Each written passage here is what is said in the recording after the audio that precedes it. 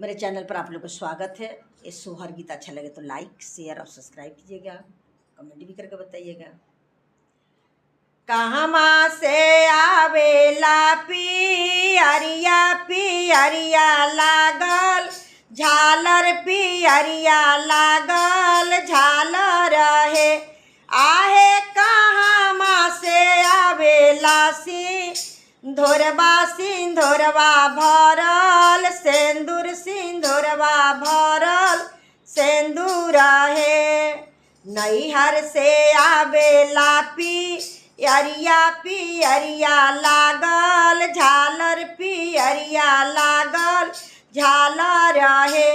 आहे ससुरा से आवेला सिंधोरवा सिंधोरवा भरल, सिंदूर सिंधोरवा भरल सिंदूर है।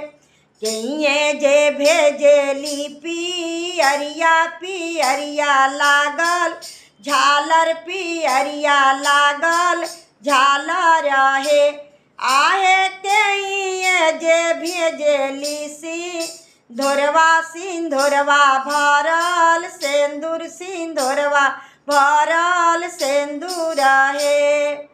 आमा जे भेजेली पियरिया पियरिया लागल, झालर पियरिया लागल झालर है।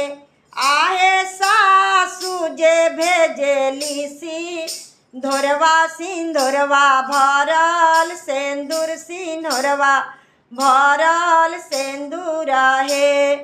केकरा आगू पेन्हब पियरिया के कर आगू निकलब, के कर आगू निकलब है।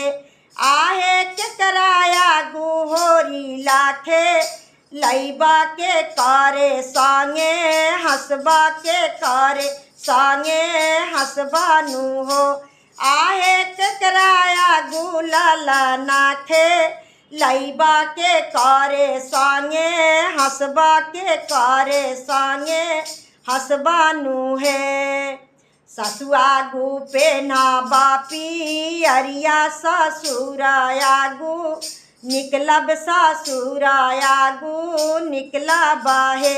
आहे पिया आगू होरी लाखे लैबा देवर संगे, हंसबा देवर संगे हंसबानु हो।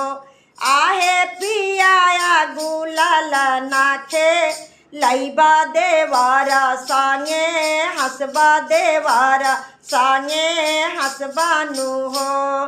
कहवा से आवेला पियरिया पियरिया लागल, झालर पियरिया लागल झालर है।